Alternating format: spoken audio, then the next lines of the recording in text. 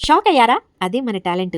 మంచులక్ష్మి గారు ఒక గుడ్డుతో 20 రకాల గుడ్లు చేయగలిగినట్లు, నేను 4 చుక్కల ముగ్గుతో 40 రకాల ముగ్గులేయగలుగుతా. అది నా టాలెంట్. ఇదే డైలాగు నేను లాస్ట్ వీడియోలో కూడా చెప్పిన. లాస్ట్ టైమ్ వీడియోలో చెప్పినప్పుడు దానికి ఎంత ఫేమస్ అయిపోతానో, ఈ వీడియో మంచులక్ష్మి గారి వరకెళ్ళిపోతది. నాతో అందరూ సెల్ఫీలు దిగుతారనుకున్నా. కనీసం ఆ వీడియోని ఎవ్వరు దేకలేదు. ఇది టూ మచ్ మచ్చ. ఏదన్నా స్పెషల్ డైలాగులు ఇచ్చినప్పుడు దాన్ని ఎలివేట్ చేయడం నేర్చుకోండి. ఎవరైనా ఏదైనా చెప్తే బాగా ఫేమస్ చేసేస్తారు. నన్ను మాత్రం ఎవరు ఫేమస్ చేయట్లేదు. ఛ! ఏదో ఒక రోజు నా పొలంలో కూడా మొలకలొస్తాయన్న ఆశతో మళ్ళీ ఈ వీడియోలో అదే డైలాగ్ చెప్పాను. సో, యాజ్ యూజువల్‌గా ఈరోజు చాలా పొద్దున్నే లేచాను. ఈరోజు మెట్లు కడిగే ప్రోగ్రామ్ నాదే. ఇక్కడ 4 ఫ్యామిలీస్ ఉంటాయి. కానీ ఇద్దరెప్పుడు నిద్రపోతూనే ఉంటారు. మెట్ల కాడికి రారు. ఇంక ఇద్దరమే కడుగుతాం. నేను మా పక్కన ఆంటీ.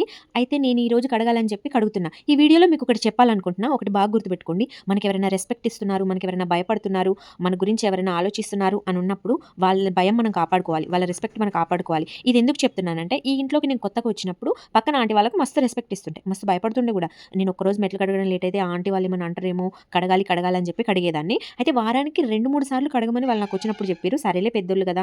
కడగం అది ఇది అంటే బాగుండదు కదా అని చెప్పి వాళ్ళు చెప్పినట్టే 2, 3 సార్లు కడిగేదాన్ని. అంత భయంతోని, రెస్పెక్ట్‌తోని 2, 3 సార్లు కడిగేదాన్ని వారానికి. అయినా కూడా వాళ్ళు ఫైనల్‌గా మా ఓనర్‌తోని ఏం చెప్పిర్రో తెలుసా? "అసలు మేము మెట్లే కడుగుతలేదు, వాకిలే కడతలేదు" అని చెప్పిర్రు. అందుకే నాకు తిక్కలేసింది. అసలు ఎంత కడిగినా కడగలేదు అన్నప్పుడు మొత్తానికి కడగకుండా ఉంటది కదా అని ఒక నెల రోజులు అసలు మొత్తానికి కడగలే. అప్పుడు పడింది వాళ్ళకి పంచు. ఇంకెందుకులే మనకు మనం కూడా ఉంటున్నాం కదా, నడుస్తున్నాం కదా అని ఇప్పుడు వారానికి ఒక్కసారే కడుగుతున్నా. వాళ్ళు అదే రెస్పెక్ట్ కాపాడుకొని ఉంటే వారానికి 3 సార్లు కడిగేదాన్ని కదా! హ్యాపీగా ఉండేవాళ్ళు కదా వాళ్ళు. ఇప్పుడు సచ్చినట్టు వాళ్ళు కూడా వారానికి ఒకసారి కడగాల్సొస్తుంది. ఇంక అంతే కర్మ, ఏం చేస్తాం. ఇది మా పక్కింటోళ్ళకి కాదండి, ప్రతి ఒక్కరికి. ఎందుకంటే ఎవరైనా మనకు రెస్పెక్ట్ ఇస్తున్నారు, మనకు భయపడుతున్నారు అన్నప్పుడు వాళ్ళ భయం మనం కాపాడుకోలేదనుకో, మనంత బుగ్గగాళ్ళు ఇంకోళ్ళు ఉండరు.